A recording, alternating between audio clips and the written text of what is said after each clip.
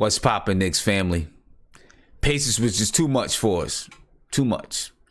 Let's go.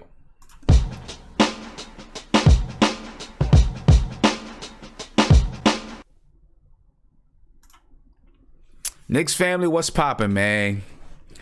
Well, Pacers were a little bit too much for us. You know,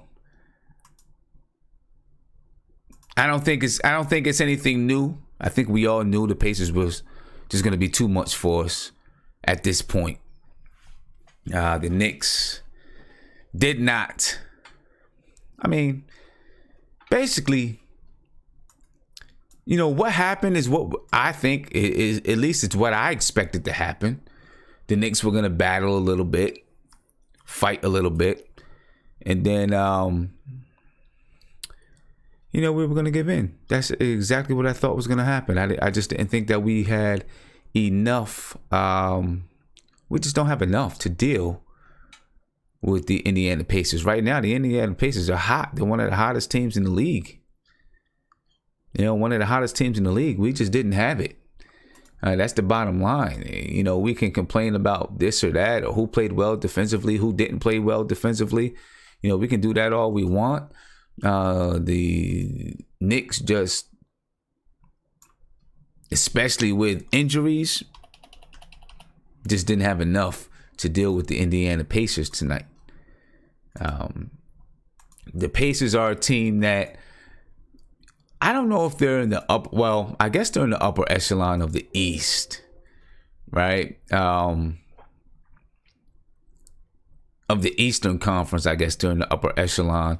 I don't know if they're in the upper echelon of in the league, right? But in the East, I would say that they're definitely in the upper echelon of the East. You know, now how much is that saying? The East isn't very good, as we know. You know, the East is, I mean, if you look at the Western Conference, they have good teams all the way down till you get all the way down to the last team, except for Phoenix. Phoenix right now is the worst team in the league, record-wise. We'll see if, I'm sure the Knicks will try to make them look like the best team in the league, record-wise. You know, but you know, the Indiana Pacers, though, they're trying to challenge. They're trying to let teams and people know that they belong, their name belongs, you know, should be mentioned with the Bostons and the Torontos of the world. Should they right now? I don't know. They probably need another guy, you know, to go with Victor Oladipo. They probably need another one. But, you know, that's what it is. So we played a pretty tough team today. You know, I'm not even really upset, to tell you the truth, about the losses. You know, what happened is what I expected to happen.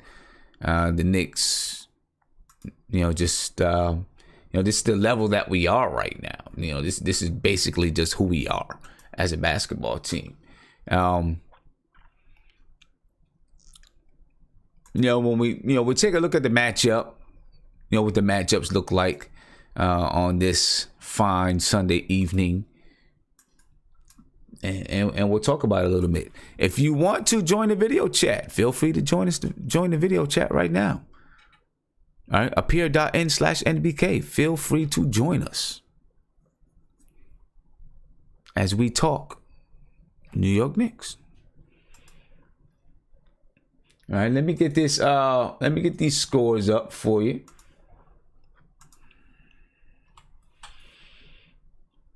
All right, let's take a look at this right here. Let's see what's going on. Pull this on over as we recap the game. I mean, the Knicks hung tight.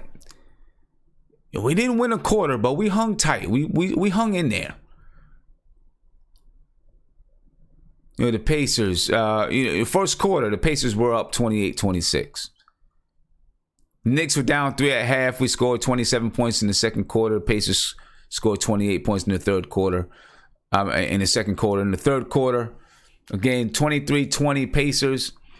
And, you know, we didn't have a bad quarter, to tell you the truth. When you look at these scores here, you know, we had decent quarters. We just didn't win a quarter. but we still had decent quarters. We didn't get blown out. But what happens? You lose by 3 in the quarter, you lose by 2, you lose by 5, and it adds up. Right? It adds up. And that's exactly what happened to the Knicks tonight. Continuing to look at the Knicks held a 5-point lead. That's their biggest lead. The Pacers' biggest lead was 12. The Knicks shot for the game 41.6% for the game. 31.2% from 3. That probably tells you what you need to know right there. You're playing against the Pacers, a good defensive team, a team that, they're going to get up in you. They only give up 102 points per game. Right? They average 9 steals a game. So it's a tough team to go up against. It's a tough team to battle. All right. The Knicks shot 68.2% from the free throw line. We went to the free throw line 22 times. Only made 15. We could have used those free throws. The Pacers shot 46% from the field, 35% from 3. Made 18 and 23 free throws. They beat us on the boards 45-44. They beat us in the assists, 28-21. We had like 12 assists at half. Couldn't keep it up. Defense was too tight. The Knicks had 7 steals. The Pacers had 9. The Knicks had 4 blocks. The Pacers had 4 blocks. The Knicks won. And the Knicks had 15 turnovers tonight. We didn't have crazy turnovers, but we just didn't shoot well. And if you don't shoot well against a team like the Pacers, you put yourself in a little bit of a hole. Although we didn't play horribly, we just didn't have enough. We didn't have enough scoring or enough shooting to get ourselves over the hump. Just didn't have it tonight. Let's see who we got joining us in the video chat. Check out the video chat real quick. See who we got joining us in here. Ladies and gentlemen, if you want to join the video chat, appear.n/NBK. Join us in the video chat. And come on in and talk Knicks. I open up the phone lines pretty soon, and it's Rafi all the way from the UK. Big shout out to my man Rafi. Haven't seen him in a while. I'm glad he's here. Glad he can join us. This is what happens when you get an early game. You know what I'm saying? We can get people from all over the world join us. Right? Let me get Rafi on over. Rafi,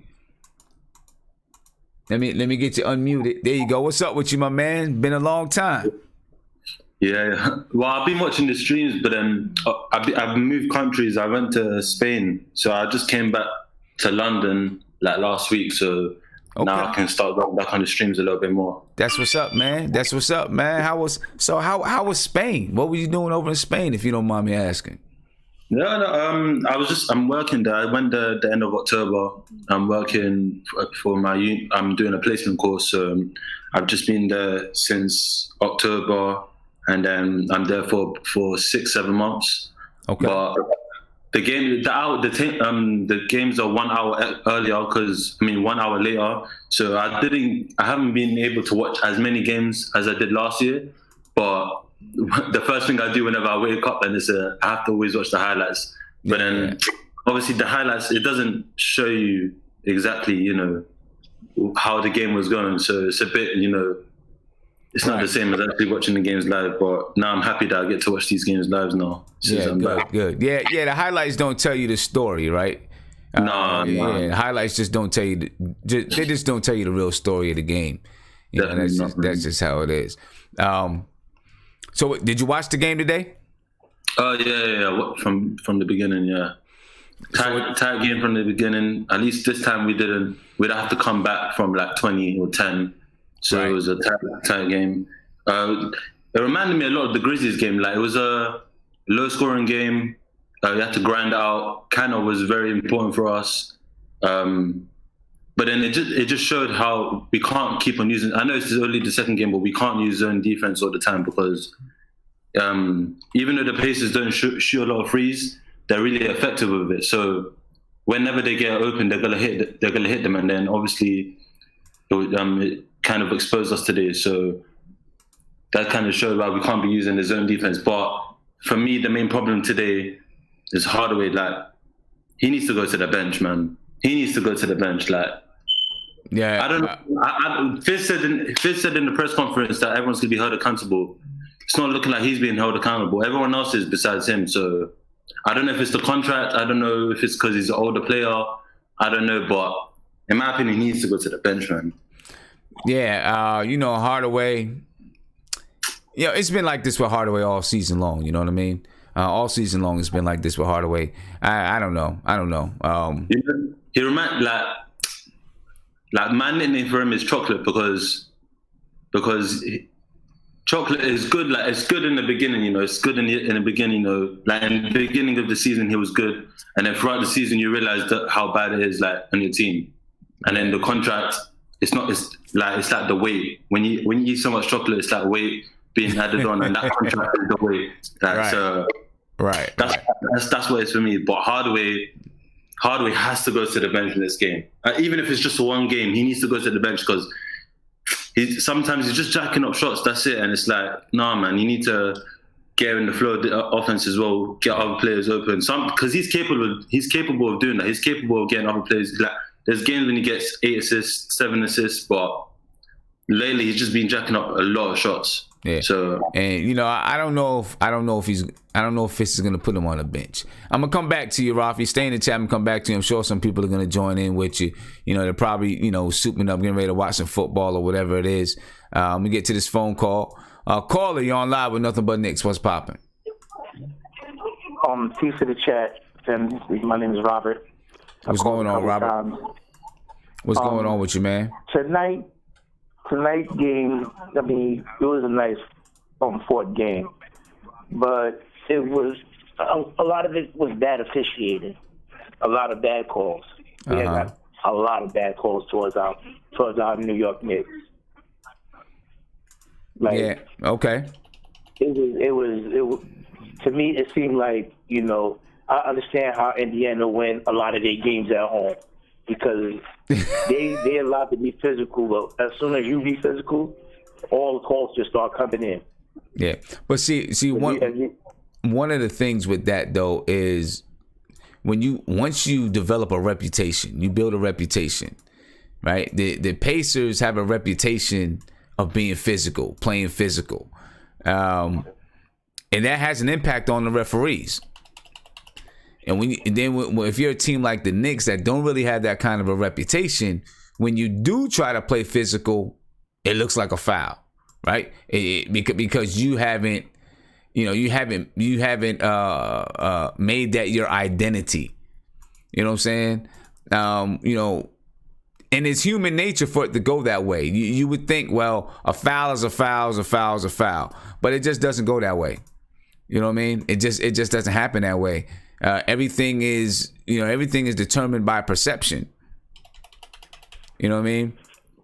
So sometimes you see big guys, you see little guys, right? You might see skinny guys and they're fighting against a big guy and they're pushing and they're bumping and they're pushing and they're bumping, right? And the ref will call a foul on a small guy and the small guy's like, wait a minute, how can I get a foul? Look at this dude. But the perception is that you're going a little bit harder. You're pushing on him a little bit harder, so you get that foul call. You know what I'm saying? Because it shows the look that you're pushing harder and things like that. So a lot of it's perception. And the Knicks, we're not the type of team that plays aggressive all the time. And because we're not the type of team that plays aggressive all the time, when we do try to play aggressive, it looks like we're fouling. It looks like we're playing outside of what we normally do. You know what I mean? That's just my take. That's my take of it. I could be wrong. No, you're not wrong because I speak to my brother a lot, and he says the same thing. Like, they got to get an identity. Once they get an identity, then things will start turning around and scores will start going our way, especially at home. Yeah. But it was just crazy to me. I'm like, yo, like the black shot that Naga got, and they called the goaltending on. When the ball hit the top of the name and then drop in the basket, all of these things, like the shot clock violation, it's like it seemed like they just kept handing the Pacers the game, And I'm like, gosh, they're playing hard, and they're not being rewarded for playing hard. They keeping in this game, staying in this game. They keeping it the lead nice and close. Where in the end of it, we could turn it around and just take over the game. But the rest would not let that happen. Yeah, well, I'm pretty sure the Pacers had something to do with it. But I feel you though. The Knicks are notoriously, we don't. The referees aren't friendly to us. You know what I mean? Hey man, I appreciate your call. Appreciate you calling in. All right. Thanks, stay on. To the chat again. Definitely. Peace to the chat and have a blessed evening. All right, man. Stay on. I'm pretty sure, right now, I know a lot of people's watching football, but the chat's gonna grow. So stay on with us. Oh, definitely I am. All right, peace. Peace. Let's finish. Let's continue to run down. Continue to take a look at the box scores and things. Tonight, I'll pull this on over here real quick, ladies and gentlemen. I'm gonna try to. Here we go. Let's see. Let's take a look at these box scores. Kevin Knox tonight, 15 points, 4 rebounds. Not bad. Listen, Kevin Knox is here, folks. He's here. He's playing. He's doing what we expected and what we were asking of him. He's doing it now. Hopefully he continues it, but he's doing it. Noah Vonleh, 7 points, 12 rebounds. Enes Kanter, 20 points and 15 rebounds. But, defensively, of course, we know what's going on with Enes Kanter defensively, which is the reason why we're using that 2-3 zone. And we're going to talk about the 2-3 zone. Tim Hardaway Jr., 19 points. Shot 44% from the field. 2 rebounds, 3 assists. Emmanuel Mudiay, another good night. 18 points. 6 assists. 1 rebound, 1 steal, 2 turnovers. But more and more, Mudiay is looking like, he's commanding that offense. He's commanding. He's looking confident. That's what I see. He makes mistakes, of course, but he looks confident, and he looks like, someone who believes the team, at least from this point guard position, is his. That's how it looks to me. I'd like to hear what you guys think about that, but that's what I'm seeing from Emmanuel Mudiay right now. To me, it looks like he believes, he's doing the thing, and it's his. It probably is his to lose right now, and I don't think he's going to lose it. At least right now, I don't think he's going to lose it. He's looking good out there from that point guard spot. Continuing looking at the box scores. As we continue to look at the box scores, Courtney Lee, 7 points. 7 points, 1 rebound, 1 assist. Frank Ntilikina, 3 points, 2 rebounds, 4 assists. Luke Cornett, 5 points, 3 rebounds. Luke Cornett was 1 for 3 from the 3-point line. Trey Burke came back and played some minutes. Played 12 minutes, 3 points, 4 rebounds, 3 assists. Mario Hezonja played 13 minutes, had 2 points. Obviously, it's not enough for the Knicks. The Knicks lose the game 110-99. All right, let's talk to a couple guys that's in the chat. Mark just joined us in the chat. See what Mark's got to say about the game. Mark, what's popping, man? What's going on with you? What's going on, Sim? Let me ask you a question, Sim. Yeah. Quick question before I get into the game. Uh-huh. Now, I like what Mudiay does for us, like where the floor looks more spread when he's on the floor. Uh-huh. It's open a little more and a little better. But let me ask you a question. If we keep him, right, are you willing to dabble into that free agent money that we have to give to him? Because if he continues to play decent or steady enough, he's going to command a little more than what we're paying him. He is. I think we have the ability to be patient. I think. Yeah. Right. because we don't have to renounce him right away. No. Right? You don't have that to was my main thing with him. Yeah, you don't have to renounce him right away. So, if you renounce his rights right away, then bam, he's a free agent. He's out there. You can hold on. You can hold on to it. You don't have to renounce it. And then you can play around and see what happens in free agency. Right? See it, talk to some people, who Kevin Durant, whoever you're going to talk to. Right? Talk to him and find out what it looks like. Do you have a chance? Right? Are they really going to be available to you? Mm-hmm. And if so, then you might say, okay, well, we got to renounce Moutier's rights so we can have cap space. If not, then you say, okay, well, we like what Moutier's done. We didn't get what we wanted in free agency. Let's give him a deal. You give him a deal, a fair deal. Right, that's not going to cap hold you for years to come. That'd be 2 years in a player's option, in a team option. You give him a fair deal that's not going to cap hold you for a while, and then you go on from there. So the Knicks are at a benefit that they don't have to renounce his rights; they can hold on to him for a little bit. Okay. Now, let me get to the game. Yeah. And you said it. I was saying all night that 2-3 zone was distinctly for Cantor, and we got cooked in and outside of that zone. We got cooked.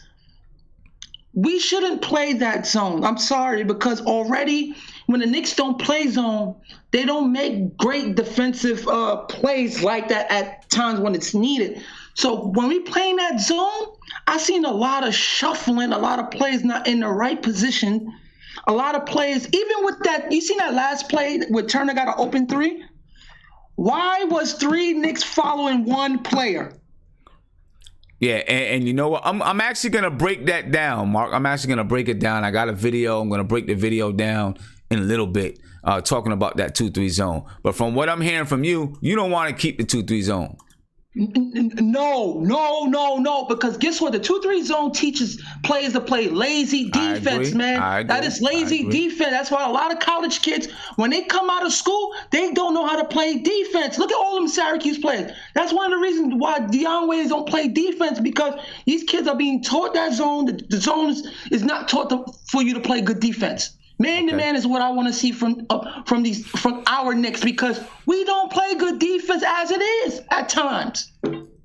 Now, I mean, I listen. I'm with you. When I teach my players to play, we focus on man-to-man defense first. That's it. Now, do we use zones? Of course we do. We use 2-3 zones. We use 1-3-1, 1-2-2, 2-2-1. We use different zones. We try to mix up the defense.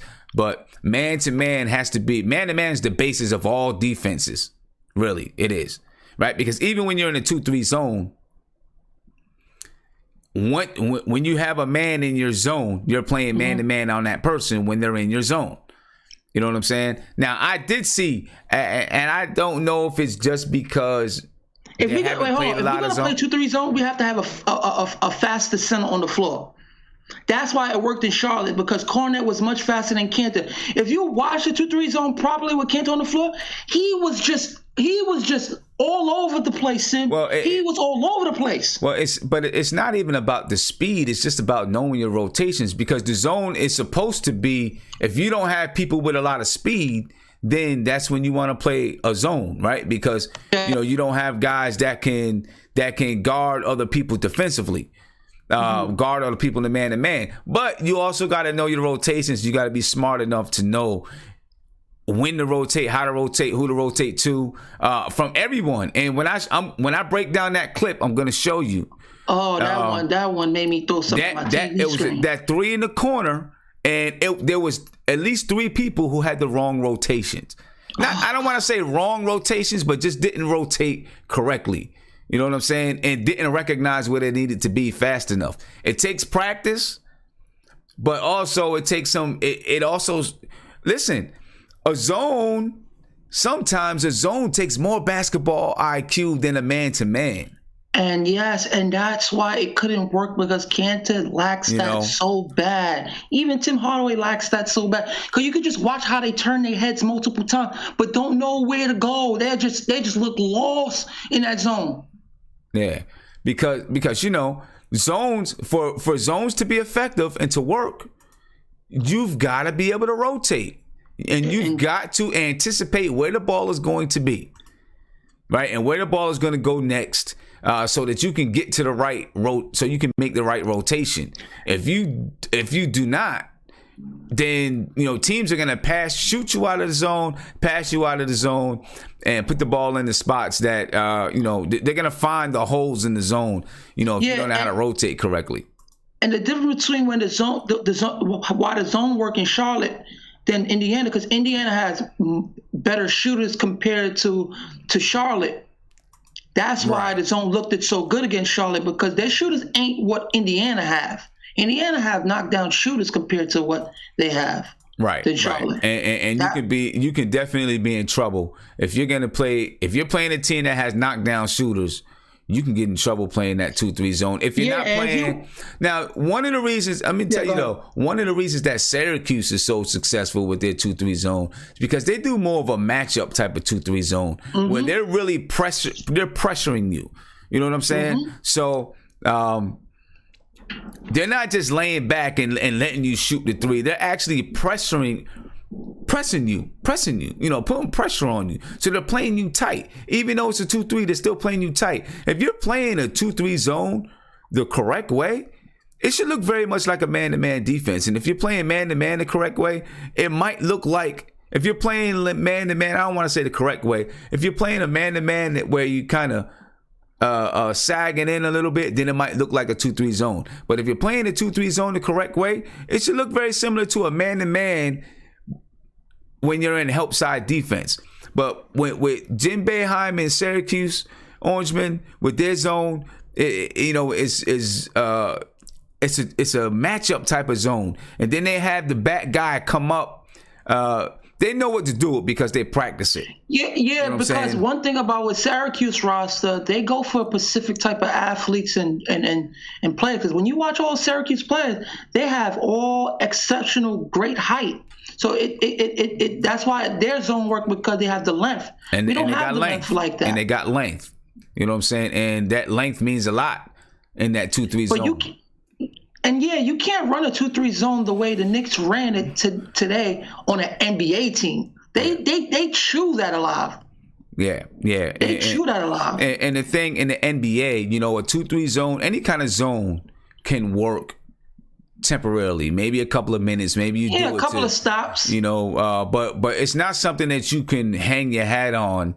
You can't make it blatant the way it was on the floor. It was just blatant to see, and they just chewed it up. Yeah, it's not anything that you're gonna hang your hat on, man, because teams are gonna be too smart. They're gonna pick it apart, and once teams start to recognize and see where you're weak in that 2-3 zone, they are gonna eat it up. They're gonna eat it up. You know what I'm saying? And the thing is, look, I don't have a problem with Cantor playing, but he cannot play fourth quarters. And this is why OKC just gave him up, because teams just know what to do when he's on the floor. Indiana was chewing us in the paint today, and they destroyed our guards, Tim Hardaway and Moutier, in the fourth quarter, because he was playing steady in the first half, but Indiana defense just took us out of everything. We couldn't get nothing. Yeah. We couldn't get nothing. So teams like that, that's why I'm afraid of Moutier being a start point guard, because if I have a starting point guard, I want him to be able to maneuver around defenses like that. They just took him out. They took him out. He was a non-factor, and that ruined the whole what the Knicks want to do offensively with the space and everything. Indiana just took it out. So that's why when Moutier he's a good player, but starting is a different scenario, especially when it's time to give him a little bit of money that we don't have, because we want to use it for other bigger purposes coming down the road. Okay. But he's good like I said, he's good when I said this, he's good when the game calls for him. Just like when I said the game calls for Burke. Listen, Burke can't play with nobody on his team, because when he has the ball in his hand, nothing good happens. Nothing good happens. And we was talking in the chat before you started the stream.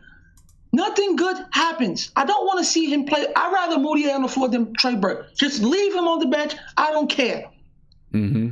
Because I like what Kevin Knox is doing. He allowed the game come to him in the game sometimes. He's playing where I want. His motor is ramping up. I like it. I like what he's doing. That's all I wanted from him. Okay. He's fine. He's fine in my book. He's out of my doghouse because he's been producing them. And his defense is catching up. He's trying. That's what I asked for. That's all I asked for is that you try. And Tim Hardaway is just, you know what he is. We're stuck with him until we could get him off. But there's a chance that we can get him off. It is what it is with him. This coming in the chat and just blasting him, it just makes no sense because it's never going to change until he don't have a lesser role. Because he feels like he's the big dog on this team, which he is at the moment. He's going to continue to do that. I told you, he cannot play with too much responsibility. He's not an effective player whatsoever. Okay. All right. Before you finish there, Mark, there, I want to go back and talk a little bit about this 2-3 once again. Yeah, go to that zone because I was yelling. Yeah, I seen you in the chat too. I seen you in the chat when we had it up, throughout the game. I seen you screaming, get out of the 2-3. I seen it. Let me come to Nate, and then after Nate, we're gonna I want to break down just that one play. Well, I think it was Doug McDermott, whoever it was, got the 3 in the corner. Bogdanovich. What was it, Bogdanovich? Okay, got the 3 in the corner. It was in the first half. We're gonna break it down and look at it right quick. But let me get to Nate, and then we'll start to break that down. Nate, what you think about the game, man? Well, I told you it's going to be one of those games where we're probably going to, get beat on the boards. And sure enough, it looked like we got beat on the boards, especially on the offensive rebounding, man. It was pathetic.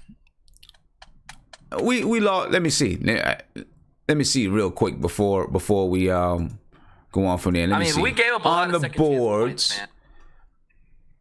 Let's see exactly what we did on the boards. Tonight on the boards, we lost 45-44. We actually... they had 11 offensive rebounds. We had 13 offensive rebounds. So we didn't really get killed on the board. Well, I don't know, man. It looked like one of those things where stats, I guess, don't paint the picture of the game, because when I saw the game, I just saw us getting beat, inside, just not getting rebounds when need to, and then getting putbacks and stuff like that. Right. Well, that can always be the difference. Not getting it when you need to get it. You can get you can get 13 offensive rebounds in the first half, get none in the fourth quarter. Yeah, I mean, like I said, I think you're right. It probably at certain times it looked like we were getting beat more than we probably were. But the thing is that the shooting is really a big problem. We just do not have shooters on our team at all. Like, you could see 4 or 5 possessions where, wide open jumpers and we hit the side of the rims. They're just not consistent shooting. I don't know how much they practice shooting and whatever it is, but man, we're just not a good shooting team at all. Man, it shows. Yeah, I'm sure we practice shooting every day. We're just not that good of a shooting team. You know what I'm saying? Yeah, but when you're missing wide open shots, man, that's a problem. I can see when it's contested, but when you got wide open shots and you're just clanking them, that's not good. Yeah, especially in games like this where it's a grind out, you need to make those baskets. And we didn't make enough baskets, and the defense actually wasn't bad. We were in the game. It was a low scoring game, but we just could not make baskets. Yeah, it's like one or the other. You can't make baskets or we can't defend. Right. So, give me a take on the 2-3, Nate. And a big shout out to Michelle Trier, Alonzo Trier's aunt, in the chat. Thank you for joining us. Big shout out to you. Congratulations to you and to Zoe and the family on Zoe's contract. What do you think, Nate? What do you think about the 2-3? Well, here's my opinion on 2-3. The 2-3 works if we get out in those shooters, and we're not getting out on the shooters. So we're having the same issues. And again, we're not rebounding because, you got to be able to rebound in the 2-3 because you're basically not playing a man-to-man defense. But the problem is the Pacers are a good shooting team, so they're just going to shoot their way out of those zones. Well, and 2-3 is supposed to help you to rebound the ball because you got guys, Right. in the paint. Right, it's supposed to. That doesn't mean it happens that way all the time. And of course, it does It makes it difficult on long rebounds too. Right, and it does nullify. Of course, it nullifies that pick and roll because it's going to be hard for teams to play pick and roll when you're in the 2-3 zone. But sorry about that, ladies and gentlemen. But of course, then there's other holes that you've got to. Other holes that you got to be able to fill. You know what I'm saying? And if you can't, then you're gonna leave more gaps than not. If you're unable to do certain things in the 2-3 zone, then you're gonna leave a lot of gaps, and it's gonna be a problem. You know what I'm saying? Personally, Sam, if you ask me, I'm not a fan of the 2-3 zone. I'm all about man-to-man. But, I mean, our man-to-man defense is so bad that's the reason why we're running 2-3 zone, because we don't have man-to-man defenders. Right. So I get it. Right. But I'm still not a fan of it because it hurts you on the boards. On top of that, we're not good at closing out on shooters. I mean, there were a couple of times where McDermott and I agree. But Bogdanovich, they got wide open threes. Yeah, and the thing is in the 2-3 zone. I mean, I don't know if I'm a big fan of it. I always start my games in man. There's a lot of high school AAU coaches that just straight up start out in 2-3. I always go with man. We work on our man defense. I force my teams to play man. Then we switch to a zone and we use some zone defenses so we can switch some things up, right? Make the defense think a little bit. Make the offense think a little bit. But I don't mind the Knicks using the 2-3 zone every once in a while, but you're not going to be able to do it consistently. It's just not going to happen. No. You know what I'm saying? I want to break down this clip. I don't know if you guys are going to be able to see it, but unless you got the stream up, I'm going to break down this clip real quick though and just look at. I just want to, because the rotations. Sound like you fired it up, Nate. Fired up the truck. The rotations are so important in the 2-3 zone, and if you do not rotate correctly, you'll be in so much trouble. You'll be scrambling, and you'll look really, really bad. All right. So I'm going to bring up this clip. This is when, this is in the first half. All right, this is in the first half, and I don't remember exactly who it was who hit the three. We're going to see it in the clip, right? But you see right now, if you're looking at the clip, hopefully you guys are looking at the clip, you can see we're in the 2-3 zone. All right, you got Hardaway guarding the ball here. You got two guys up top, 1, 2, 3 down low. You see, I believe that's Doug McDermott right here, getting ready to fade to the corner. All right, so we're gonna play it and then stop it, and we're gonna break down who made the wrong rotations. Okay, so we're gonna go just a bit. Okay, now you see the ball's back at the top of the key. Let me get my little marker out so we do some writing when we need to do some writing. All right, good. Okay, we're back in rotation.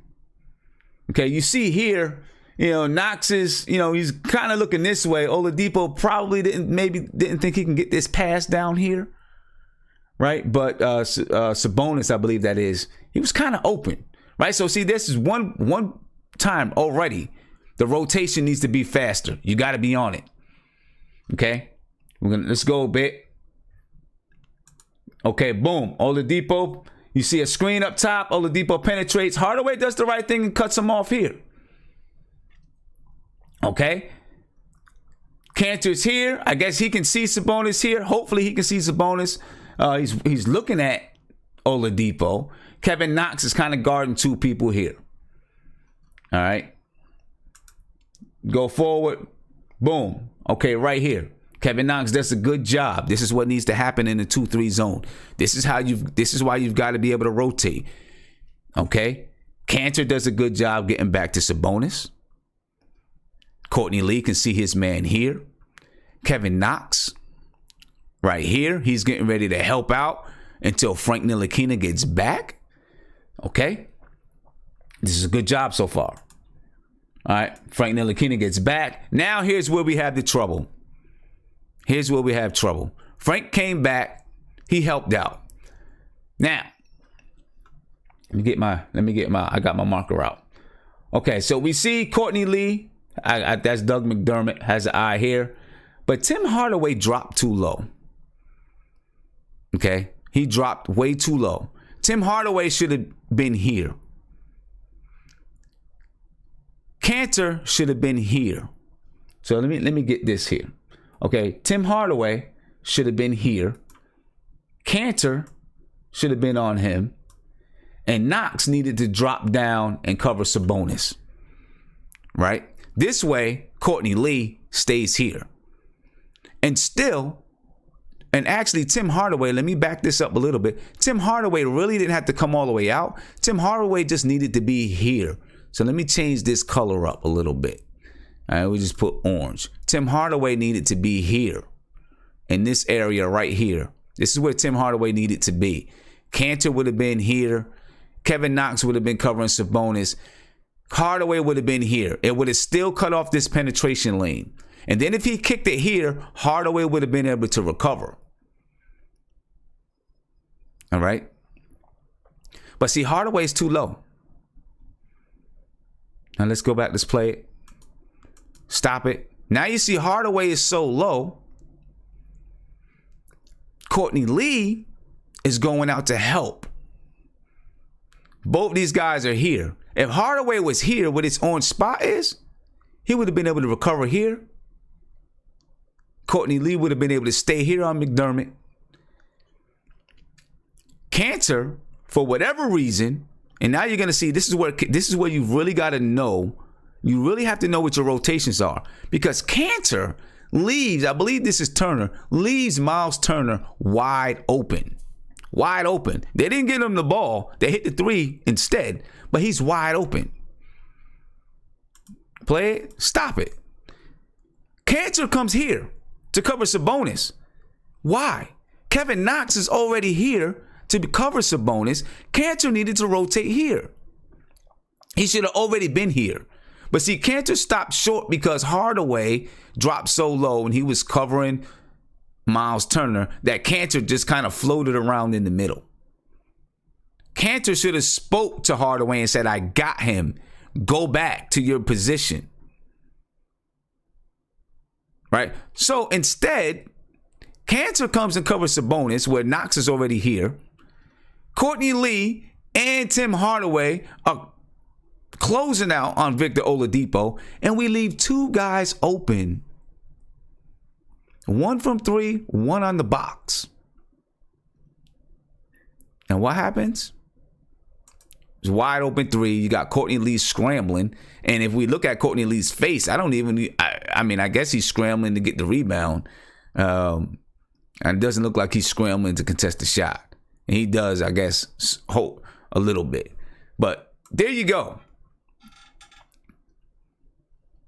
Right? That is, that's definitely not the way that you run a 2-3 zone. You know what I'm saying? I don't know if you guys, hopefully you guys in the chat had a chance to see what I just scripted out. If not, you'll be able to go back and check it out. But it definitely posed some problems to us. And if we're unable to rotate the correct way, we're going to have, we'll have problems all day long. You gotta know what to do in those situations. We left Doug McDermott and Miles Turner wide open on that side of the floor. Wide open. Because of bad rotations, not knowing where to go. You know what I'm saying? That can't happen. That just can't happen if you're going to run a 2-3 zone. But that poses the problem with a 2-3 zone playing in the NBA. Teams are smart. Guys aren't used to running a 2-3 zone. If you're when you're in high school, college, you're used to running that 2-3 zone. You understand where the rotations are. You know where to be. You get in the NBA, you're playing man-to-man most of the time. You know what I'm saying? And you're not used to those kind of rotations. And if you don't have a good basketball IQ, defensive basketball IQ, then you can get confused really quick. And sometimes those zones can be tougher to understand than playing man-to-man because you got to know your rotations. So here's my question to you all, to the chat. My question to the video chat. Do we keep the 2-3 zone? That's what I want to know. Do we keep the 2-3 zone?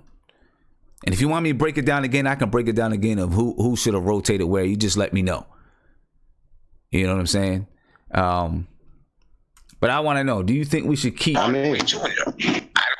I just don't understand. Yeah. Do you think we should keep the 2-3 zone?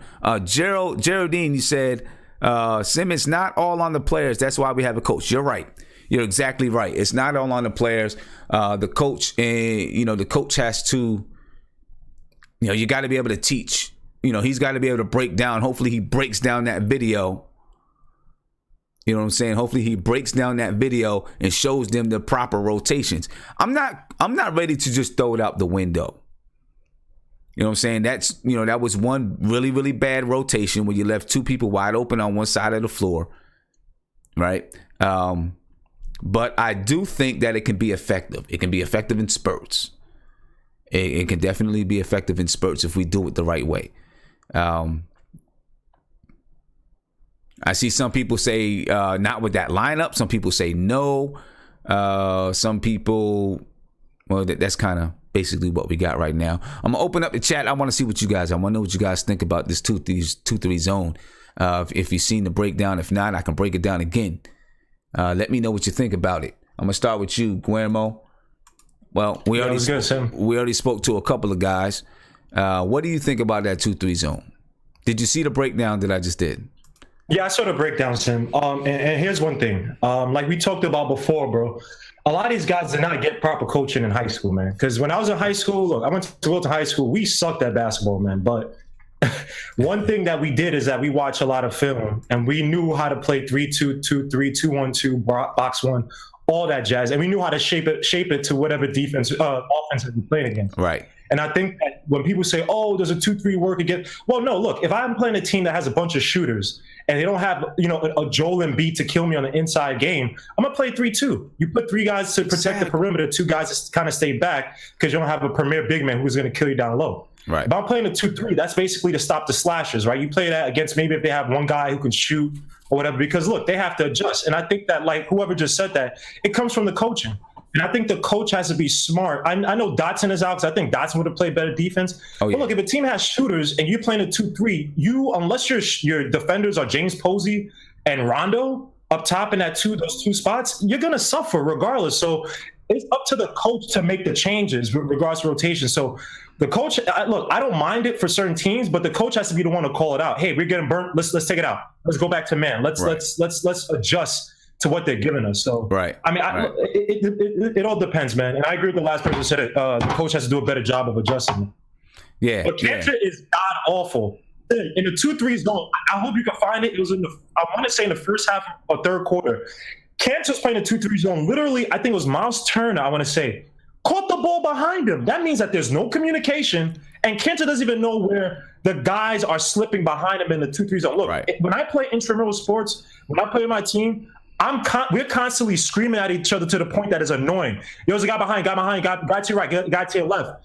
Even if they're just lurking. And there was none of that. There should be no excuse why guys should slip behind Cantor like that. So that means that Cantor, one, he's just inept on defense, and two, he's not paying attention. He's not aware. Yeah, and while you're totally correct with everything you just said about Cantor, but also his teammates, and it happens all the time, and it usually happens with young kids, right? That don't really understand how to play the zone. But what happens a lot of times, you'll have a guy, and maybe I need to pull up the clip. Can't really pull up the clip. I don't want to confuse anyone. But you'll have a guy that's in the corner, let's say, and you got a defender guarding that person in the corner, and because they're in their zone, they're in that zone, and they begin to slip back door. it's up to that person. Let's say it's Kevin Knox, because, you know, in this clip that I just shown, Kevin Knox was in that corner.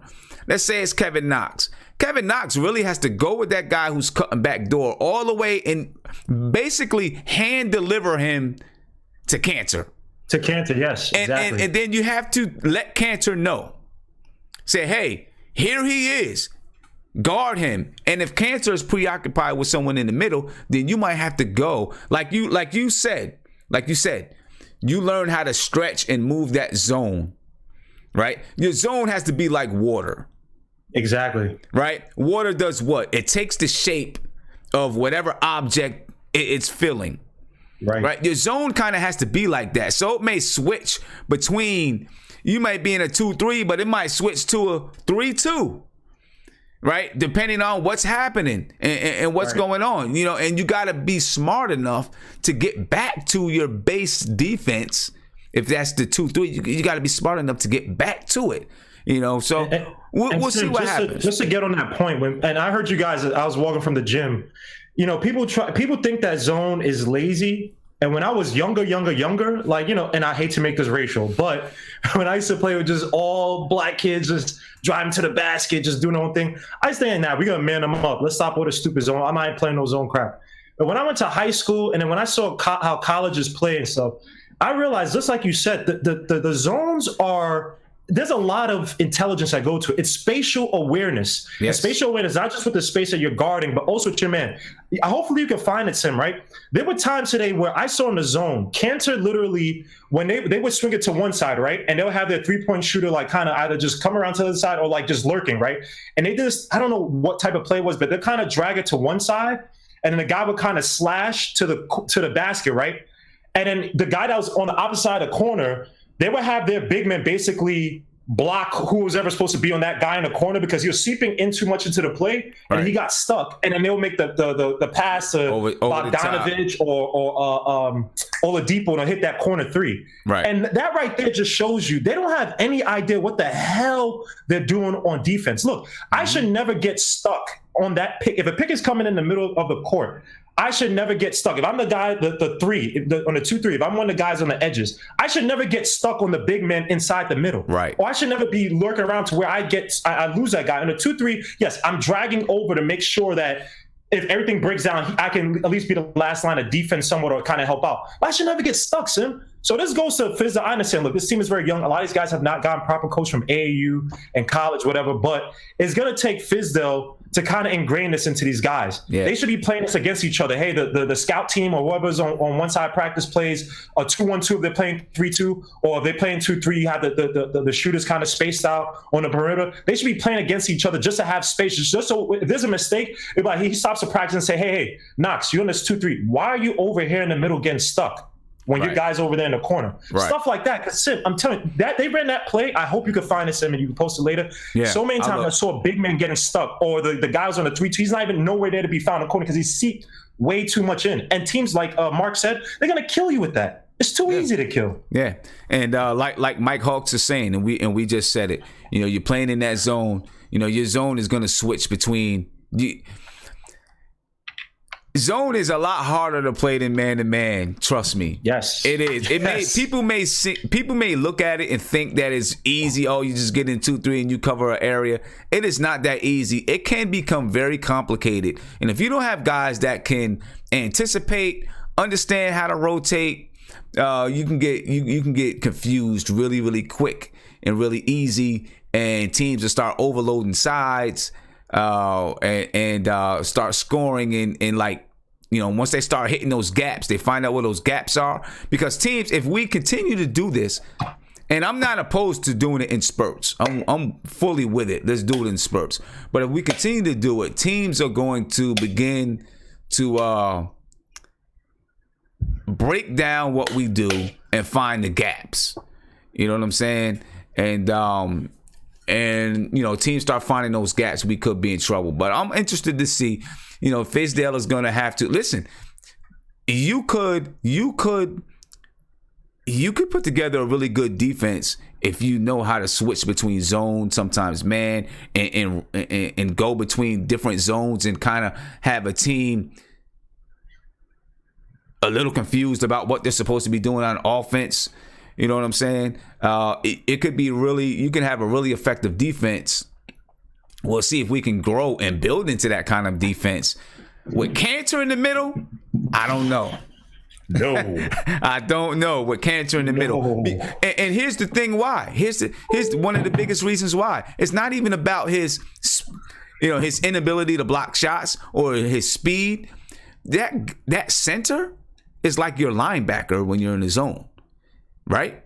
That center has to call out stuff and what's happening and what's going on. That center has to see everything because you're in the back. You see everything in front of you. So you've got to see everything and be able to tell everybody where to go and how to rotate. I don't know that Cantor can do it. Sim, you got to have a floor general with regards to defense on this team, man. And I see Frank talking a little bit more, but literally what I'm telling you, you have to have a guy, or especially either the center or the two guys on the three, constantly screaming. It has to be nonstop talking. To tell guys, yo, there's a guy behind you. The three guys load over there. You have to know who. Like you said, they're gonna load up shooters sometimes on one side or put guys on certain sides. And there has to be. I need to hear talking on the floor. It can't just be Fizz. Also got to be. I know Dotson wasn't intake because of a shoulder, but like you said, Cantor can be. I want to see Mitch. I know he got hurt. I want to see Mitch. I'd rather see Cornette because Cantor is a. Even like Mark said, look, they played 2-3 to help Cantor because he's so inept on the pick and roll defense. Yeah, that's why they and played he's so inept on the zone defense. He is a 0. He's a negative. I don't even, bro. How can I'm sorry. I'll shut up. How in the hell can someone catch a ball behind you in a 2-3 zone? Well, you're the center. Yeah, I'm done. I know. I'm sorry. I mean, that's that's him not being aware, not knowing, and that's a problem because if you can't guard the screen and roll. And listen, and here's the thing though. I understand exactly what Fizdale was trying to do, and it makes sense, right? But when you're guarding a screen and roll, it's very similar to some of the things you have to do in a zone. You got to anticipate who's going to be where, when you're going to rotate over to help out, and then when you're going to get back to your man. All those things, you still got decisions to make. It's the same thing in that zone, and yeah. Cantor he's not going to be able to do it. If you're going to play it, put Luke Cornette back there because I bet you he can do it. He'll know you don't need the speed, right? You're in the zone, so you don't need the speed. Luke Cornette can already block shots, right? Put him back there. I bet you he knows the rotations. I can guarantee you Luke knows the rotations. I bet you. All right, Nate, coming to you. Agree with you on Cornette. What's going on, Nate? He came from Vanderbilt. Can you hear me? Yep, I can hear you. Okay. Yeah, I agree with Cornette, man. Cornette came from Vanderbilt. Vanderbilt was one of the top defenses in the SEC when he was playing. Mm-hmm. So, I mean, they know defensive philosophy. The thing is, Sim, and I think you hit the nail right on the head, man. We just have defensive-minded people. I mean, they don't know the simple, basic, tips of how to play defense, and it's really sad because you would think that at some point, whether there was collegiate AAU or something like that, they would have picked up some kind of knowledge of that, but apparently not. But let me tell you something. Let me tell you who. I think though, I really do think with the right guys in there, I think that Trey Burke can be effective in the 2-3. Right. The reason why is because, even though he's short, in my opinion, this is going to go to his advantage because he should be able to rotate out on those shooters, at least on the wing. He should be fast enough to get there and be able to get up underneath them so that they can't even get into their shooting motion. No, I agree. Definitely. Hopefully. Right. Dotson should be great in the 2-3. Frank should be great in the 2-3. Mm-hmm. We should be able to put together those top two players, if they're going to do 2-3, we should be able to have some effective guys up there.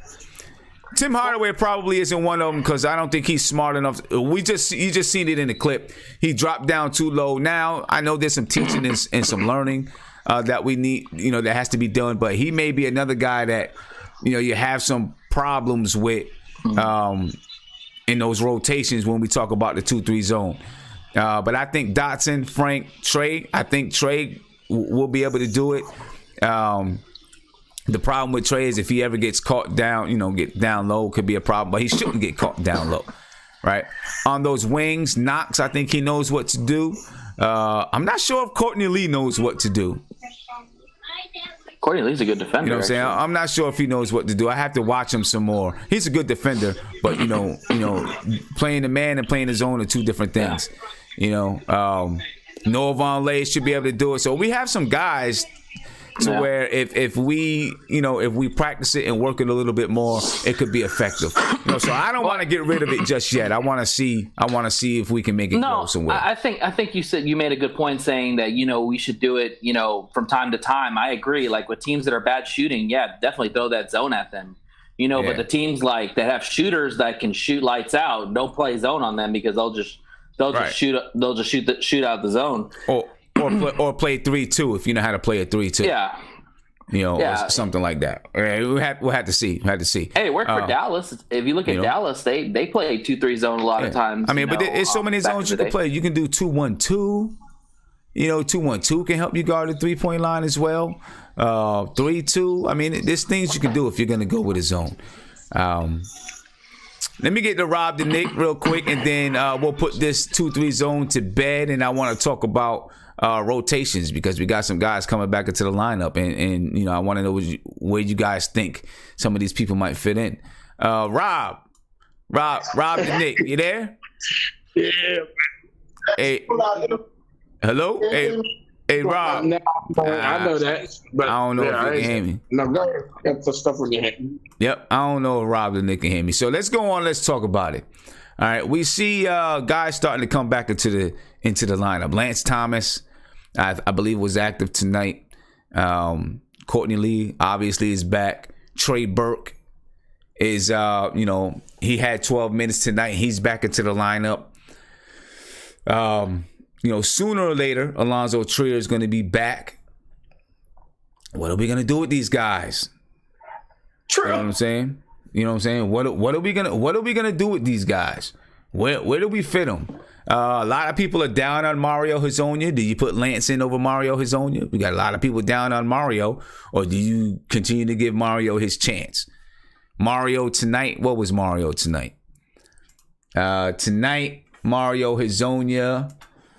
I think he played 12, 13 minutes. Mario Hezonja. Let me find him. He played 13 minutes and had 2 points. 2 points and donuts the rest of the way.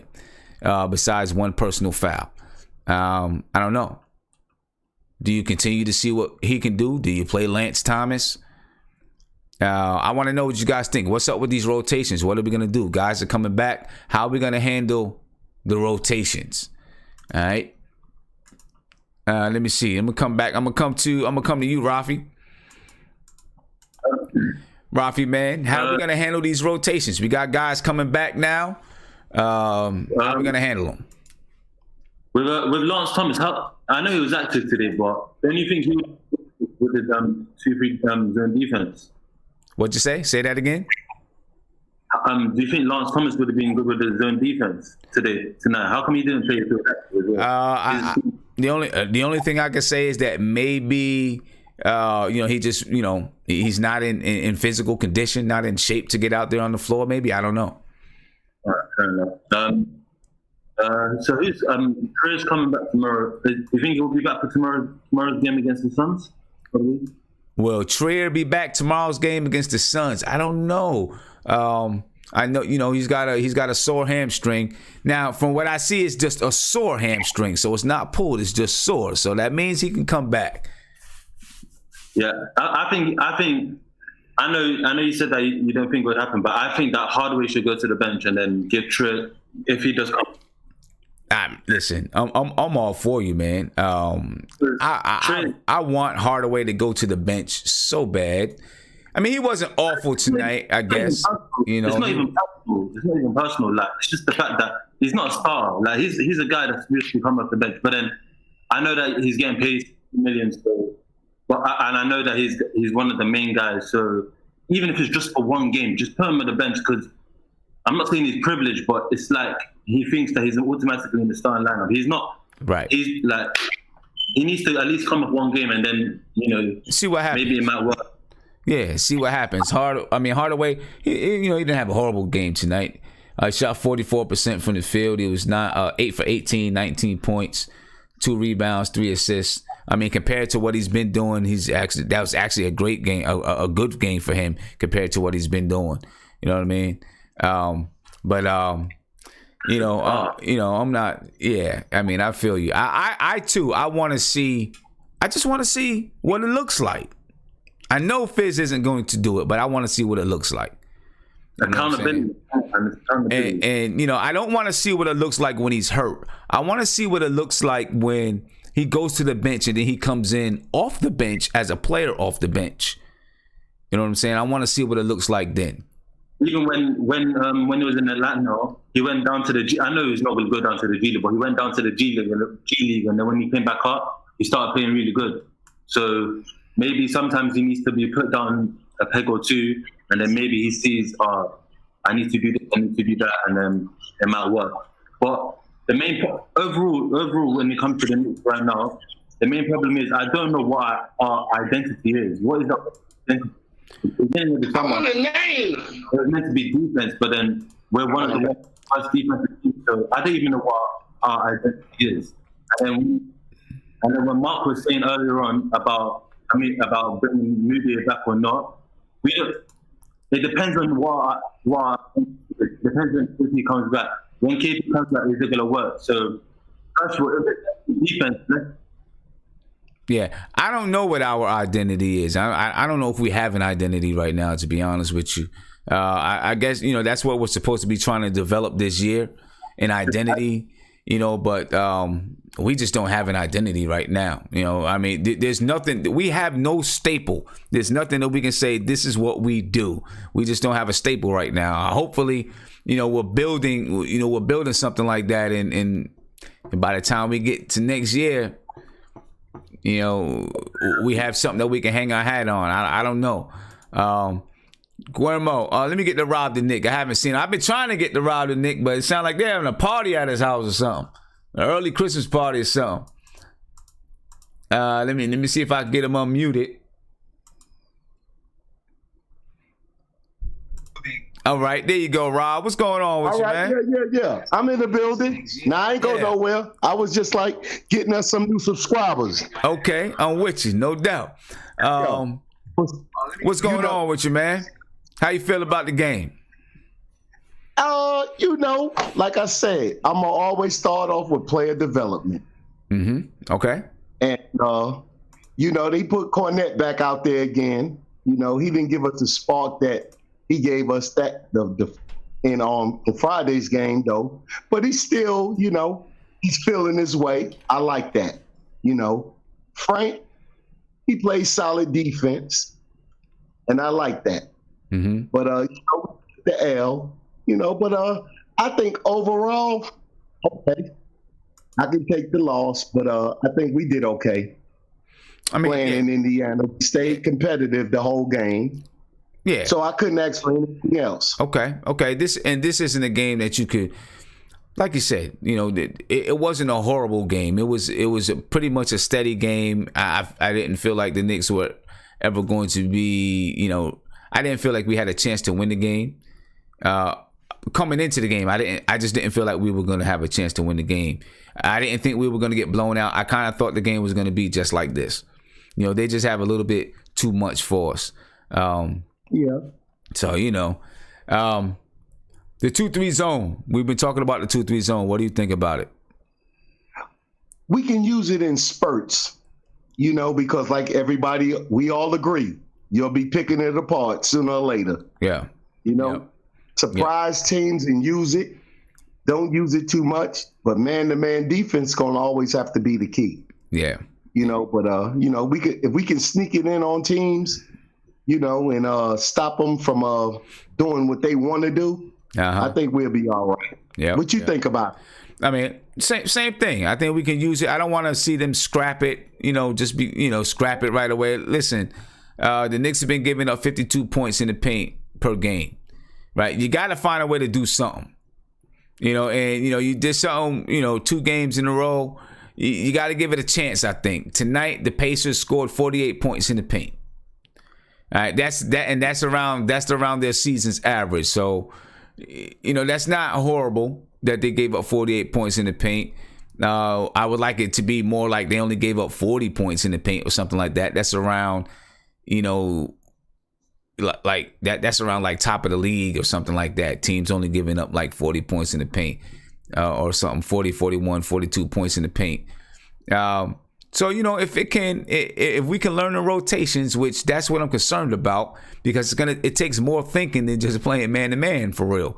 If we can learn the rotations, I want to give it a try, and maybe even throw in a couple other different, zones just to keep defenses thinking and really put coaches, make coaches have to work a little bit. If that's the way that we're gonna go. But you start with a 2-3, get that working, and then maybe move on to some other zones if zone defenses if you think you can. Rotations, we got guys coming back. Courtney Lee's back. Lance Thomas came back. He didn't play today. Trey Burke was back. He he got 12 minutes. Sooner or later, Alonzo Trey is going to be back. Courtney Lee is going to get all the tankster waiters out the way. Because we're gonna start winning with Courtney Lee in the lineup just on his experience and down the stretch. Okay. All those tankster wanksters, watch out, because we're gonna win a couple more games just because he's back. Okay. All right. All right. That's good for us. You might. The rotations are gonna change a little bit. We're gonna see some guys. I just want to know, how do we start fitting guys in? When guys out, we had some guys out. The rotations, we were down to maybe 9-10 players that were playing. Almost that's almost all we had. Now you're starting to bring a bunch of guys back. The roster's going to be full, and Fizz got his work cut out for him. On who's going to get time. Hey, look, it's not easy having his job right now. No. It's really not easy having a job. It's like, because everybody want minutes, and a lot of them are deserving of minutes. So he's going to have to figure that out. But whatever he decides to do, and the way he decides to do it, I'm with him. Okay. All right. Let me see what Guillermo thinks, man. I know what you think about it. Sam, I got some new subscribers on them. One of them is knocking on the door right now. So if you can let him in when you get a chance, let him in. I think he has something to say too. I got you. All right. I got you. All right. All right. Guillermo, what do you think, man? We got some guys coming back. I don't want to see Courtney Lee again. I think that experiment. I think he's got it done. I would at least hope on the defensive end he would do something to help out. But he looks just as lost as these guys. So I'm not really for the Courtney Lee train. I would like to see Trey back. The rotation I want to see I want to see a lot more of Cornette playing center. Me too. I know it's tough to kind of think of that, but at least on defensive end, like I think Mark brought up a good point. If you watch that second half against the Hornets, this guy Cornette, when they say, in high school ball, when they say, hey, keep your hands up, blah, blah, he does such a great job of, all right, even if you're going to try to take the layup, you got to try to make the layup over a 7-foot guy putting up his hands in the air. And I think that awareness, Cantor just doesn't have it. Look, if you dunk on me, if you do something on me and I have my hands in the air and I'm 7 feet and I'm in the right position, God bless you. Go to the All-Star game. But hey, this guy, Luke Cornette, I'm not saying he's a great defensive player, but I'd rather see him. And also, the guy can shoot. I want to see more of the pick and pop because honestly, Sim, I'll pick and roll even with Cantor. Cantor, for some reason, I don't know if he's taking drugs this year or something. His mind is not in the game. Go back and watch when Knox had a drive to the basket, right? And he kind of, I don't say he picked up his feet, but he was kind of in that position where it looked like all he had was to take the layup. And literally the other guy committed, right? So literally he made a nice pass to Cantor. And Cantor fumbled the ball. He wasn't even ready for the ball. And I'm like, in that position, you should always be looking to get the ball. Chris Paul will hound on this guy. That's why DeAndre Jordan's so good to pick and roll, because it doesn't matter. Even if you think the shot's going up, he's always ready to have his hands and to make the dunk, even if the guy shoots. Cancer just seems off. So I'd rather see Luke Cornett. I want to see them run the pick and roll with him a little bit more. When this boy comes back, Dotson comes back, I want to see Dotson. We're going to play as 2-3. I want to see Dotson in that lineup helping to harass up top because what's her name is not too smart on defense. He tries, but he's kind of dumb on defense, Moutier. So I want to see, they have those rotations in. I want to see Dotson harass guys up top. And also when Moutier comes out, they play Frank Ntilikina and Dotson up top. They could terrorize teams at a 2-3. They could terrorize guards up top on a 2-3, man. They can move around and get around those rotations, and that helps out the guys that are supposed to be on the 3 spots, the 2 corner guys. Yeah. So I'd rather see him. I want to see Trier with that squad as well, too, because Trier's another guy that, look, he's not the greatest on defense, but he works hard. He tries hard, and I think that he listens better than Hardaway and better than Burke. Burke is just, he's just too small, too short. So that's the rotations I want to see. I want to see some of these younger guys hounding out on defense in a 2-3 zone and in 3-2 zone, whatever zone we play. Yeah. All right. Jenny Titus says, one or two of these guards, or a couple of these guards, not going to be there come the deadline. Jenny, if you care to call in or join the video chat, you're welcome to. If not, you can just go ahead and post it in the chat. Who do you think that's going to be? Who do you think those guards are going to be at the deadline? Who do you think is going to be gone? Interested to get your perspective. But Guermo, definitely, I want to see Dotson in the 2-3 as well. I think that I think that he'll be really effective in that 2-3 zone. You know what I mean? I actually want to see Cornette. I want to see him a little bit more in that. I just want to see him play more. Just play, whether or not it's in the 2-3 zone.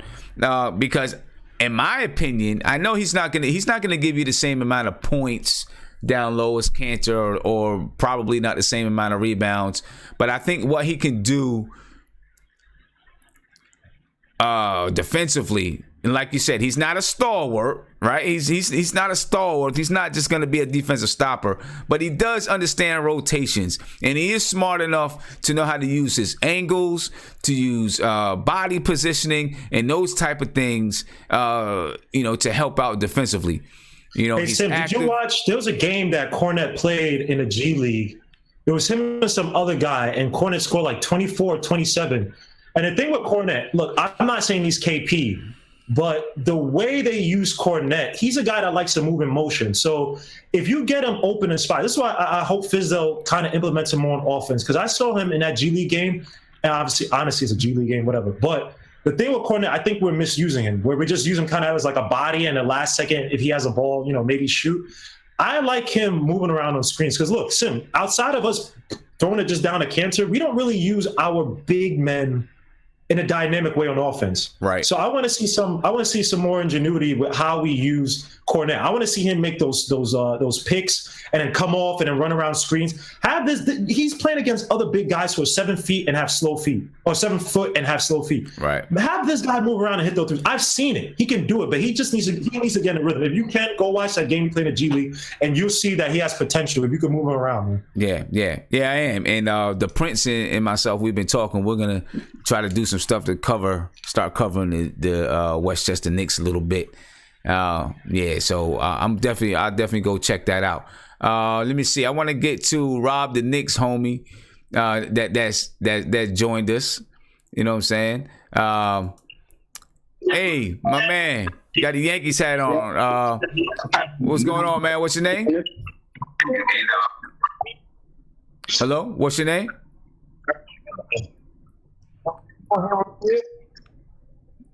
Yeah, I don't think he can hear me. Can you hear me? Yes, I can hear you, partner. Yeah, what's your name? The Knicks. I can't hear you fully, man. Do you have some earphones or something? My name is The Nick. All right, so what you think about the game? What you think? Okay, first of all, I want to let you know, I think the game.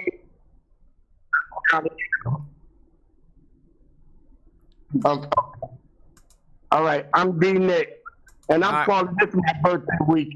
It's your birthday? Okay. On Friday. It's your birthday coming. All right. And with the win. All right. Well, you're kind of breaking up, but I did hear that it was your birthday week. So, and your birthday's on Friday. So, big happy birthday to you, my man. Happy birthday. Glad you called in. It might help out if you got some headphones and plugged them in. Might be able to hear you a little bit better. All right. I'm going to give you a chance to do that. But happy birthday to you. Happy birthday to you. Mark? Yo. We got guys coming back to the lineup. All right, check this. I got some scenarios. Because you see a lot of these teams, even in the West and some in the East, the bottom East, they're going to be looking for guys like Courtney Lee. So I know people don't want to play him, but I will still play him just to showcase his talents a little enough so teams can see that, okay, listen, he's good enough to play on a playoff team. But guys like Lance, Trey Burke, honestly, I don't want to really let them get into the minutes of, because if we want to see what Moody look like, if we want to see what Frank look like, we want to see what Dotson look like, I don't want those two unless it's preseason Lance Thomas that came out to ball in the preseason, then he could play in the rotation. But other than that, those two players there, Trey Burke and Lance Thomas, they're going to take away minutes from the players that we want to really see on the floor to compete on the floor. Yeah, I would rather the young guys on the floor to see what they can do, so we can go into the next year a little more aware of what we have. All right, I'm with you. Playing Trey, like I said, it's not like Trey Burke. He's still young, but he's not young to the point where he's going to get better with his game. His game is what he is. It is what it is. And Lance Thomas, he ain't preseason Lance Thomas. So I don't even want him on the floor. I want to see Dotson because they're just better options. They shoot better. They move better. They cut better. They're young enough, and they run the floor better. It's straight like that. Okay. And I want to see Cornette in the offense because it gives more options for us, for the other team's defense not to be so stout on us because at times it's just at least one or two or three offensive players on our side, so it gives teams an easy way to play defense on us. So we have Cornette with his shot, not afraid of shooting the ball, and his ability to rim and run the way how he does, and he has great awareness on the defensive end because he goes straight up when he goes for blocks and stuff like that. He don't put his head down, and he just keeps coming back. So that's why I don't want to see those other two players. Those other two players don't mean nothing to me right now, but I want to see Courtney Lee to keep playing because he's still a good shooter. He can knock down shots, but he has to play in Spurs. But for him, I just wanted him on the floor for a trade chip bargain because these teams that's in the bottom West, they're looking to give away their second round picks for quality players. And Tim could be one of them too. Please believe it. Please believe it. Yeah. All right. I tell you what, if the Knicks are going to play, if they're going to play 2-3, I feel like Fizdale will use Lance Thomas because I think Lance Thomas would probably be pretty good in the 2-3 zone. You know what I'm saying? If he's going to use it. If he's going to use it. He will be good, but I would prefer Cornette on him because then that will be taking away Knox minutes. And he's playing too good and he's in his rhythm and he's playing with a decent motor. I don't want his confidence to be taken away right now. I need it to be as high as possible. Yeah. 100% with you on there because I love what Knox is doing right now. Knox is playing his game. He's playing fluently. That's why. Yeah, he's not going to be a great passer. He's going to learn. He's going to learn. But he just reminds me of Paul George. If you watch early Paul George, they just play with a flow in their game, and it's just beautiful to watch. That's why he's going to complement Porzingis very well. That's why I said he's a decent pick for us. I wasn't mad. I didn't like his motor. Period. Yeah. All right.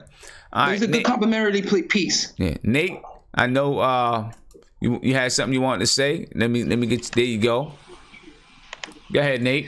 Yeah, man. So talk about rotations. I mean, yeah, I've been impressed with Cornette, man. I think I actually said on the show before that game he had before that, there's a reason why you don't cut him because if Mitch gets hurt, you're going to need a guy like Cornette, and he's a guy you can just plug in and he's going to give you some offensive points, but he's also going to give you a defensive presence and a big body. And I've been really impressed with him so far. And I think you gotta sit down Hazonia. I think he's got to go to the bench and Fizz's doghouse, I guess is what we'll call it. Hazonia's got to go into Fizz's doghouse. I think Burke has to go just because the fact is we have other guards that right now are playing better than him right now. And Courtney Lee, I like Courtney Lee's defense, but I don't want him to take away from Dotson. I like Dotson. In fact, Dotson's going to be the replacement for Courtney Lee once we get rid of him. I think Dotson's going to be that guy. And so, you got to play the young guys. And then Trier, of course, Trier's going to come back and just gave him a new contract. So those are the guys I would like to see. But we have way too many guards, man. I think I've said that so many times. Well, yeah. I mean, we got a lot of guards, and I'm sure they're gonna, they're gonna make some moves. They're gonna do something at some point to. I hope so. They need to because we don't want to take away from the young guys that are playing. Yeah, they're gonna do something at some point to move these guards, get them up out, not get them up out of here, but open up some space. I really do want to see Cornette out there because he's just going to open up those driving lanes for guys like Trier, Trey Burke. Well, if Trey Burke is playing Moutier, he's going to open up driving lanes for those guys. So we'll see what happens there. You guys got a player of the game tonight. Do you have? Oh, and by the way, ladies and gentlemen, just want big shout out to ISO Zo and his built for this campaign. You probably can't see it, but hold up for 1 second. Let me do this.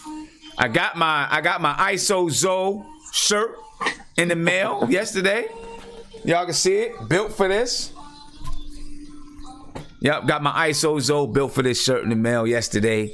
So big shout out to ISO Zo and his whole built for this campaign. It was a great thing that he did. You know what I'm saying? So yeah. It's comfortable, nice comfortable shirt too. All right.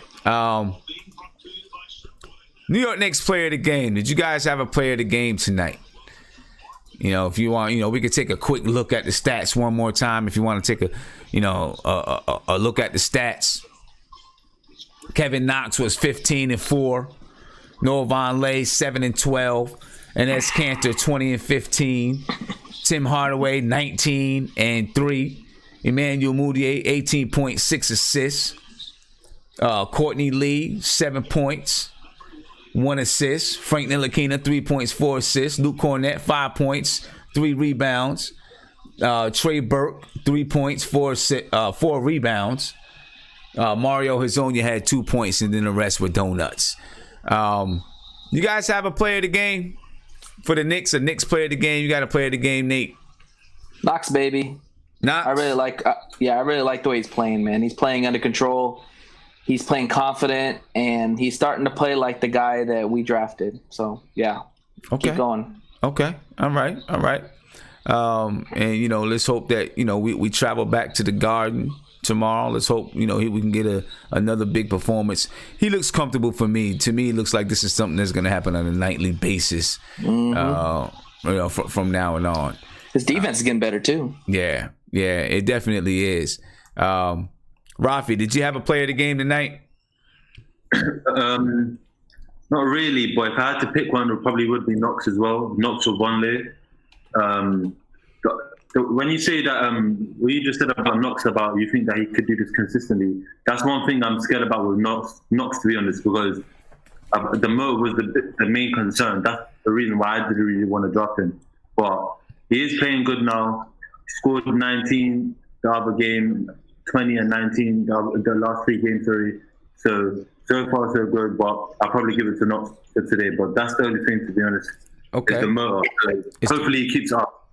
Yeah, I feel like he's starting to get it and starting to understand it. And as long as he's involved, and this could also be a problem though, right? But I think as long as he's involved in the offense, his motor will be there. But that's a problem in and of itself though, right? Because you shouldn't have sometimes sometimes you might not be in the offense and you still got to have that motor. You know what I mean? So we'll see. All right. So, sometimes he's. Go ahead. He's comfortable pretty much sometimes, but then sometimes like when he misses shots, you do see like on his face like he does like he's a bit grimacing sometimes, and even in Charlotte when he missed the free throws, like you can see in his face like his confidence sometimes it could be knocked pretty easily. So hopefully his confidence is building up as well. But I can see it growing sometimes, and then sometimes not. But hopefully it carries on. Yeah, but the confidence is growing. I can see it. I think we can all see it that the confidence is growing. So, big shout out to Kevin Knox for that. Let me see. I'm gonna come to Mark. He's coming to me. All right. Yeah, I'm coming to you. Did you have a player of the game tonight? Well, I will give it to I give it to the unit because we played good defense in the first half. We played good defense in the first and second half, but the last 5 minutes is where you've seen the tide turn. You've seen the tide turn when he kept Cantor on the floor and then he ran that 2-3 zone. That's where we went wrong at the last 5 minutes because we was just giving up the ball. Indiana was just stout on defense. So I just want to say, as a team, we played strong. Like I like to play strong against opposing teams like this. I don't like to be punked by teams like this. So that shows us, okay, that gives them confidence to know that we can play against these teams. As long as they can stay stout with these good teams, I am fine. The loss won't feel as bad if we go into a game like let's say Phoenix tomorrow. The Hawks. Yeah, like Phoenix. If Phoenix come out and spank us and we don't play with no heart, those are the games that I get pissed at. Those are the games. Right. But I like every game that we try to play against these good teams, which is more than less because we play good against these good teams, more than less. But as long as we play tough and strong at times, then I'm fine with it. Sometimes, like I said, it's the biggest star that takes over for the next team. And Oladipo just took the guards out. Corey Joseph just took the guards out. Indiana was just fabulous on defense. The Knicks was just horrendous on offense and defense in the last 5 minutes. But we played strong. Let me ask you this. What do you think, in chat, video chat, you guys can answer too. What do you think about Indiana? Where do you think they rank in the East? Indiana could be, to me, when I watch Indiana, they are a top 4 defensive team. The reason why analysts don't give them the okay is because they're only playing with one bona fide star. Everybody else is bona fide role players. So when you have less of a star, if Oladipo had a bona fide second star, then they could be up there with Celtics because they execute well on the floor and their defense is just it is splendid to watch. Yeah, that's what makes them win games. Their defense is stout. Yeah, their defense is ranked. Their defense is in defensive rating, they're number 2 in the league in defense. Yeah, they're outstanding. It's just because they only got one star. Other teams have 2 or more stars and more quality players than Indiana, and they're not a good super offensive team, but they execute their plays, but they don't score high. Right. So that's why they're not in the top 4, as in with Boston and Toronto and Philly and et cetera. Okay, so what kind of chance do you give them of doing anything? No, they have a 50-50 chance with anybody in the East because when you look at the East, no one is far and ahead of each other. You get what I'm saying? Other than I will give Toronto because of Kawhi Leonard and the things he could do defensively when the game slows down. When he gets on it, he's just a different breed defensively. So I would give Toronto just because of Kawhi Leonard. But from Boston, Philly, and Bucks, Orlando, Indiana got a chance to beat them because Oladipo, he defensively he could take out their guards. And he's just gifted. He's talented, man. Yeah. It's just everybody. He has to worry about everybody else on his team to be consistent. And he can defend. He can defend. He is great. He can defend. Let me see. I'm gonna come around to you guys. I want to know what you guys think about the Pacers. All right, the Pacers, and as Mark likes to call them, Oladipo.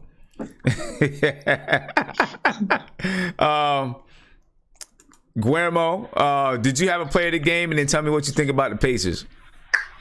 I'll say I played a game. I mean, I wasn't really impressed with anybody too much. But I would say Knox just to just continue development growth. I like the aggression. Shooting night wasn't that great. He was 6 for 15 field goal shooting, 3 for 9. Not great, but I just continue growth and aggression for our first round pick. Man, I just want him to be confident. Stop making those stupid turnovers. Passing the ball out of inbounds and you're not paying attention, but stuff like let him be more aggressive. I'll be happy with that. Okay. All right. The Pacers, though, damn, that's a tough question because I thought last year, I know it sounds crazy, I think they would have went far if they beat the Cavs. This year, though, do they beat the Sixers if they face? Are they better than the Sixers? Are they better than Toronto? Toronto looks like they look like a Western Conference team now. I mean, I don't know. Yeah, Toronto, they look tough.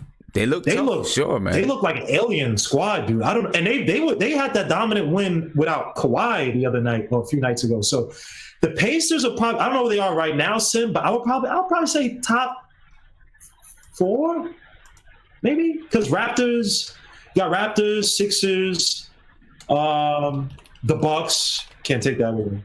Celtics. I can see the Pacers catching the Celtics at a bad point because the Celtics right now, I still think they're in flux. You got a lot of guys who are unsure where they're going to be. Rozier thinks he's probably, better than where they're playing him right now. This dude, excuse my language, but the white dude, I can't remember his name. Oh, Gordon Hayward, sorry.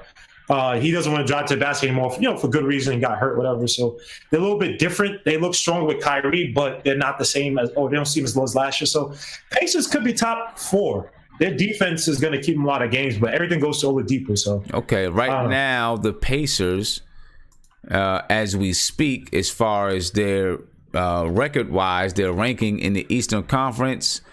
I'm pulling this up right now.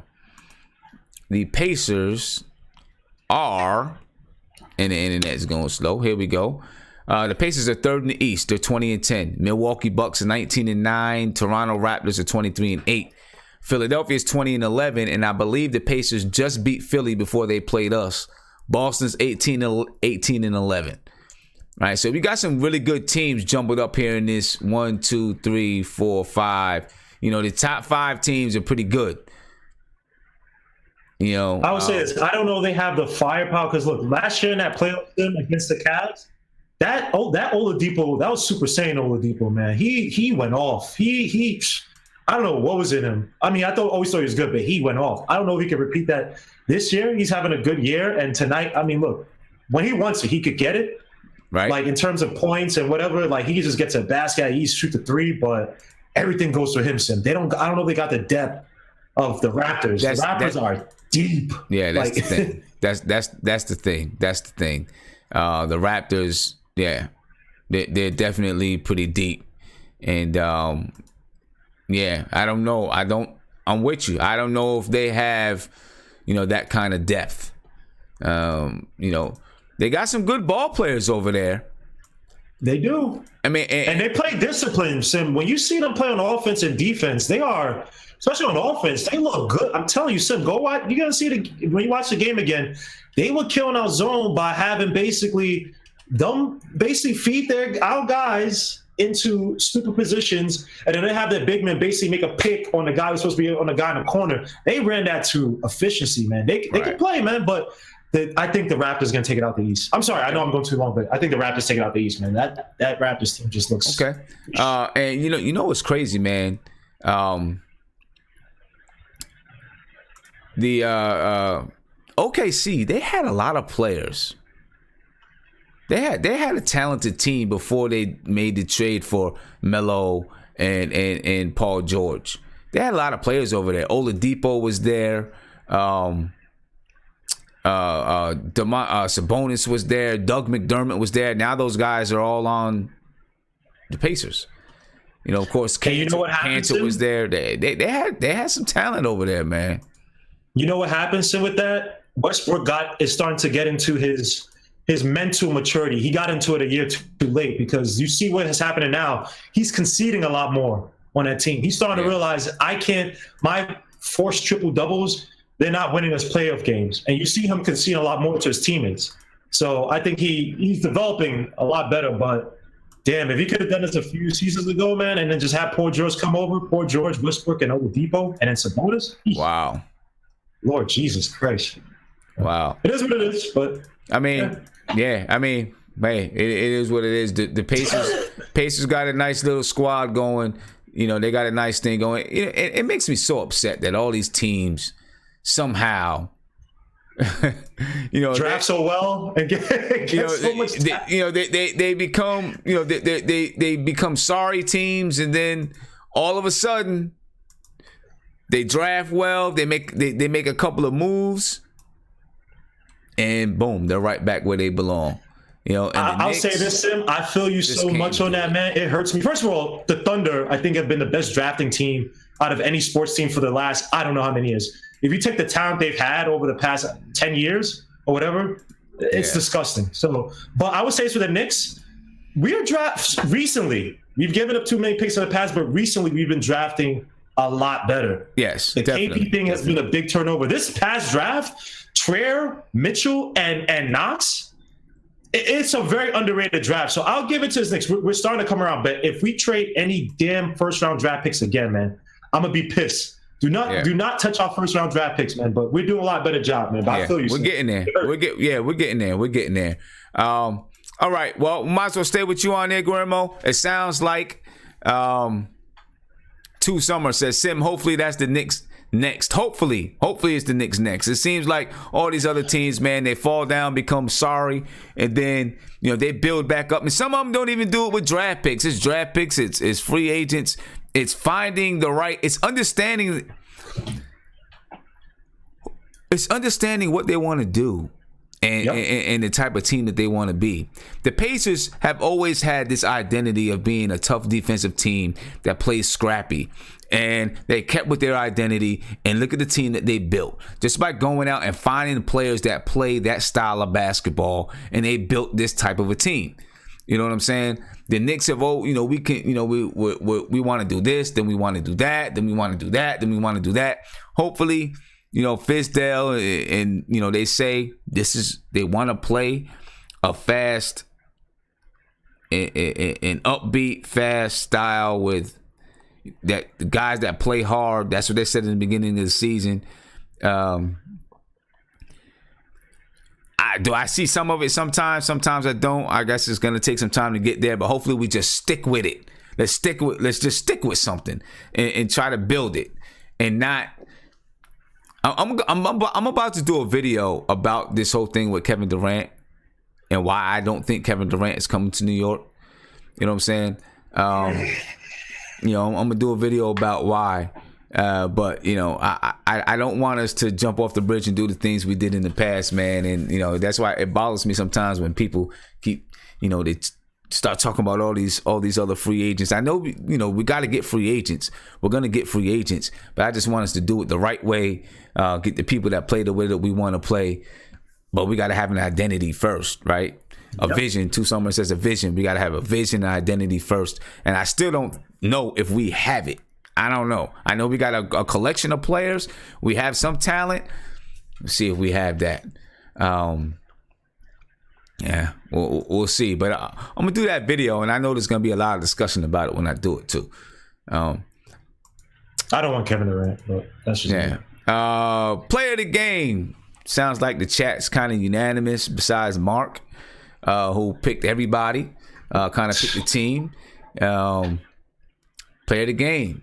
Kevin Knox, the New York Knicks player of the game, Kevin Knox. And I just want to remind you guys, if you own a business or whatever it is and you want to be sponsor of the player of the game, hit me up. We can talk. All right. It can be whatever. Who's Mark's player of the game? You know what I'm saying? And we could do it that way. So just hit me up if you're interested. I also want to just kind of remind. I don't know if I want to say that I'm reminding you, but I am doing, and it's kind of new. I'm trying to establish a 24/7 live stream. Guillermo, I don't know how it's going to work out, but I've had it so far. I did it all day yesterday. I started at 5 o'clock yesterday and just left it on and played old replays of old clips, old replays of old shows. 24/7 live stream, news, rumors, discussion, and New York Knicks related content. I plan for it to grow, right? So I'm gonna try to get Who's Mark to have a segment. You know what I'm saying? Guillermo, I actually wanted to ask you, Guillermo, about, if you ever did a podcast or something like that, because I never did a podcast, but I'll be interested in contributing, man. Yeah, I mean, you have my email, right? If it's from when we signed up for the tickets, then yeah, I should have your email. Yeah. Same one. Yeah, send me. Then I should have your email as well. So I'll send you one tonight just to make sure. Okay, cool. I want to get Who's Mark on there, to do something special that you'll only be able to see on the 24/7 stream. Right now it's just up there. And clips are going back to back, videos are going back to back, and people jump in the stream. It started off with about 70 people, then it went down, and it was just on all night. But I plan on having better programming as we keep going, and having some things that are that look really good on there. So I'm gonna see how it goes. Do you videotape your basketball games? For my daughter.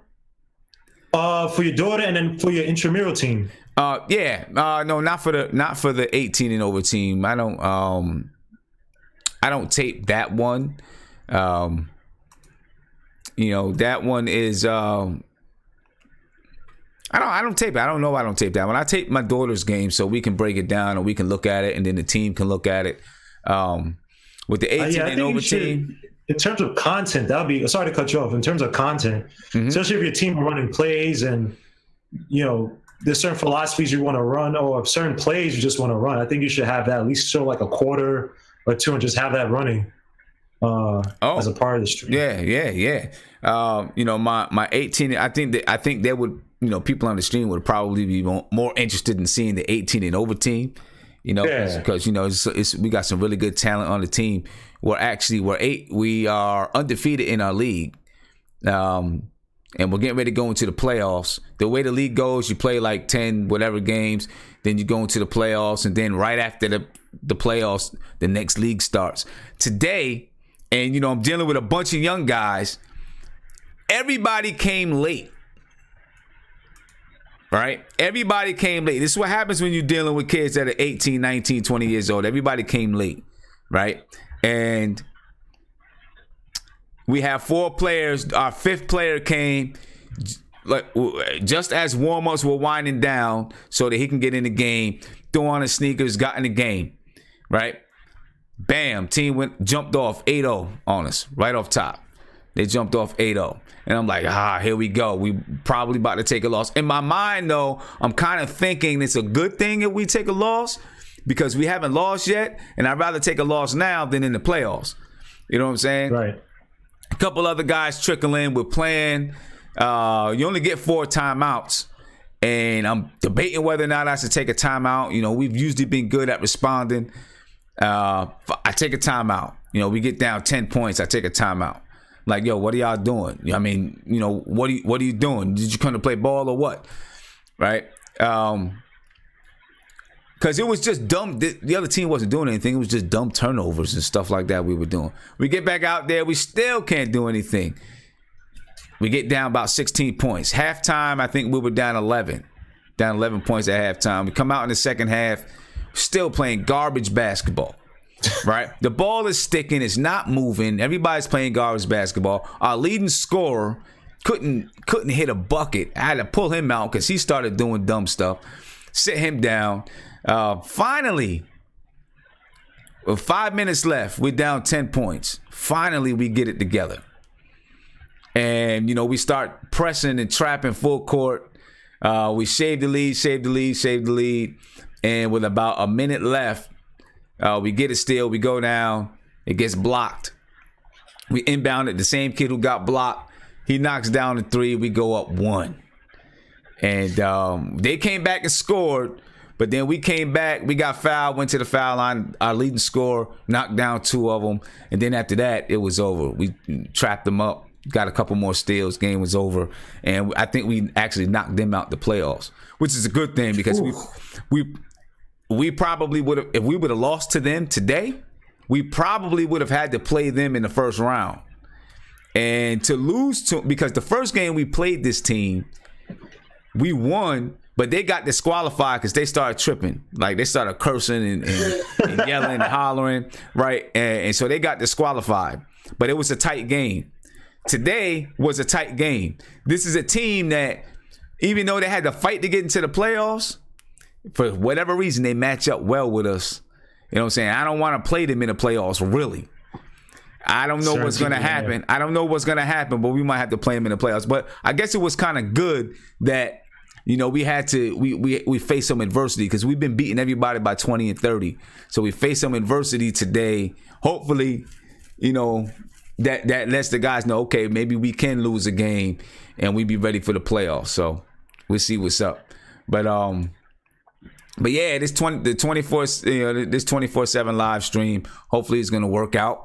It's not actually gonna be 24/7. I'm gonna have to go down sometimes for maintenance and do things like that, or just, you know, to just do some things. But we'll see how it's gonna go. Then I want to, you know, have some different things on there, so should be fun. Yeah, just let me know, man. I'm always down to contribute, man. I like this show a lot. Bet. All right, so let's talk about, let me see. We've been on for about 2 hours. Phoenix, what do you think about Phoenix?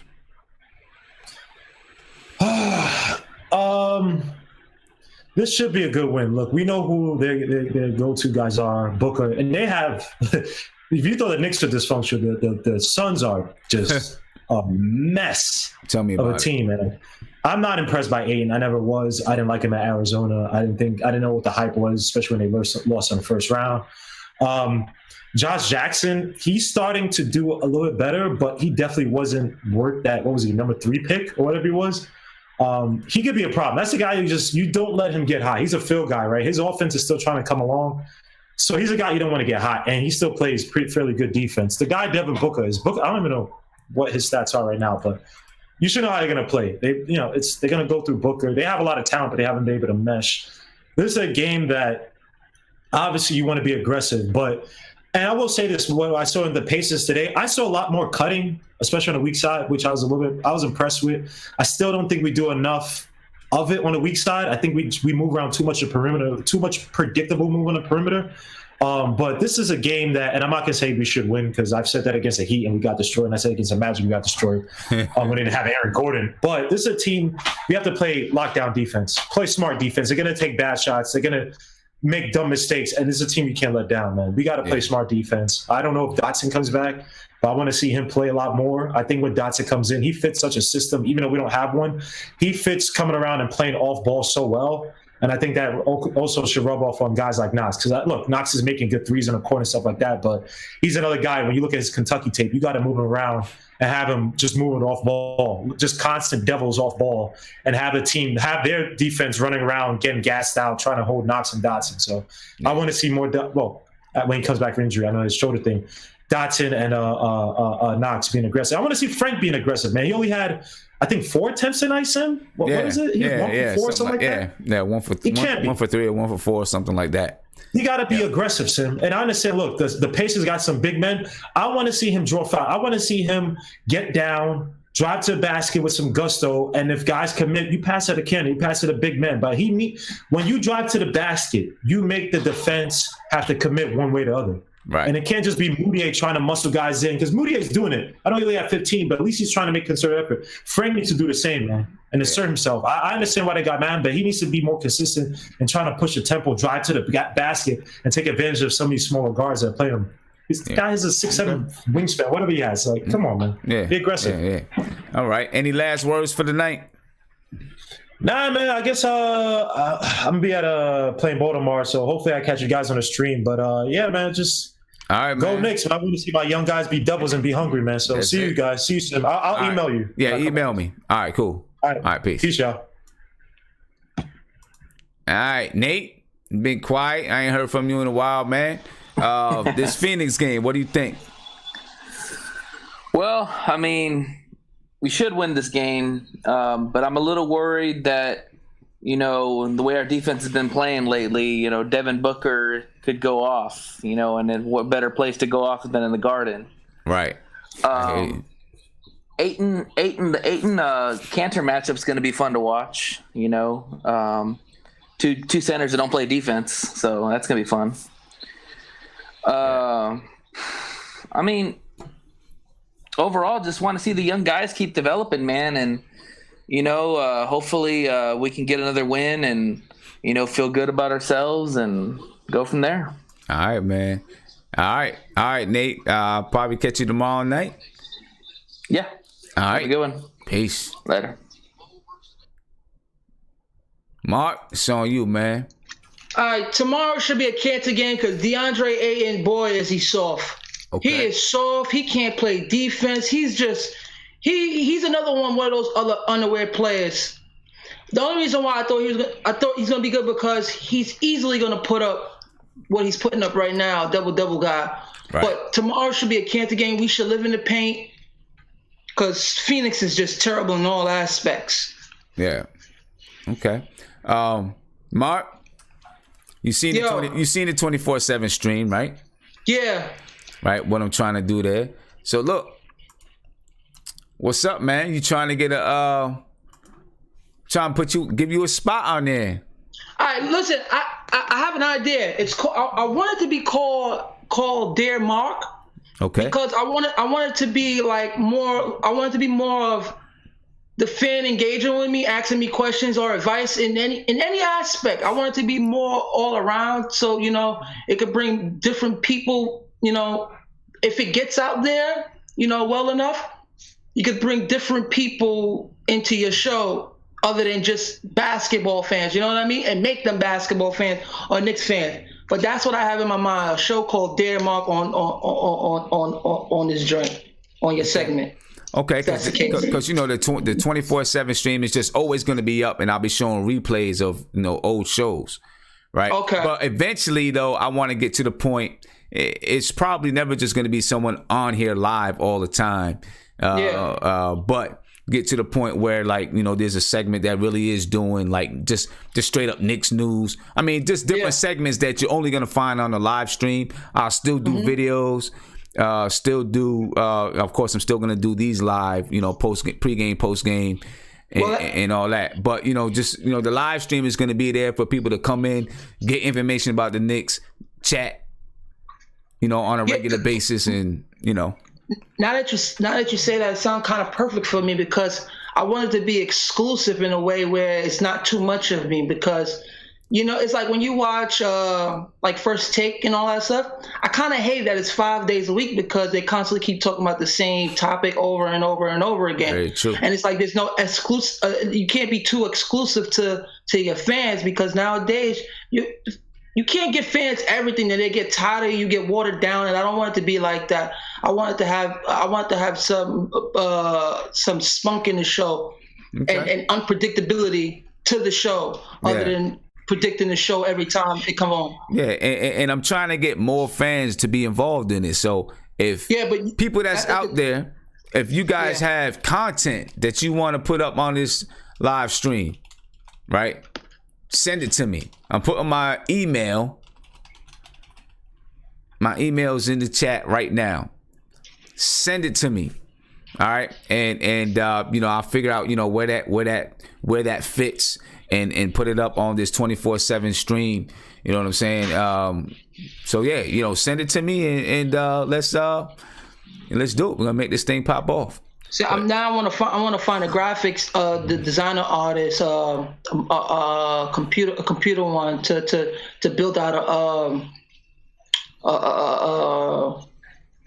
what would you call it? To market myself, so I could generate people or have people, interested in coming in. Yeah. You know what I mean? Yeah. So now that but the way you setting it up, that's kind of good with the 24-hour stream. Because I've been seeing Knicks Fan TV do it too. And I just saw you do it recently. And have you got any subscribers off of it? Yeah, got subscribers off of it. Yeah, I'm not sure if Knicks Fan TV is doing it 24 hours. I think they do it their latest show. I think they stream it 2 or 3 times. I think it'll come on and then they'll stream it once or twice and then they'll be done. This is actually just on. Yeah, because that's how when you're on YouTube and you watch let's say when there's live games and someone's streaming it, they're getting subscribers at a rate because a lot of people want to watch the Lakers game that can't watch the Lakers game. So you get subscribers and people that can't watch Knicks games or get Knicks analysts the way they really want to, other than Wally and Zerviak. they could come here and subscribe here, and that's how you get more fans. Yeah. So we'll talk about, you know, how to put this content. I have your email and everything, so I'll email you tonight too. Yeah, email me for sure. I'm about to. All right, man. I'll be on tomorrow night. I'll be on tomorrow night. I said I'm gonna be on tomorrow night. All right. I'll be here. All right, man. Have a good one. Peace. Shout out to the chat. Peace. All right, Knicks fans. You seen it. You heard it. 24/7 Knicks. All right, 24/7 Knicks. You know, if you want to be part of it, obviously you can subscribe to the channel. You know, join the chat. But if you have some things that you want to do, you know what I'm saying? If you have some Knicks content that you want to try to get out there, send it to me. You know what I'm saying? We'll get you up on here. All right. And of course, you know, I'll always link to you and put your name on it and all that kind of stuff to make sure that your name gets out there. All right. Knicks fans, in about 20 minutes, the 24/7 stream is going to be back up. So make sure you join the 24/7 stream. This will be on replay in the 24/7 stream. So if you missed it, you can always check it out in the 24/7 stream. And Joe Curry, I see you said, you know, that you wanted to, if you knew more about it, you would do something. Hit me up, man. We could talk. All right. So let's, tomorrow night, the Knicks play the Phoenix Suns, team that's worse than us. Let's hope that we don't make them better than us. Right? I'll talk to y'all tomorrow night. Peace. Jump on that stream.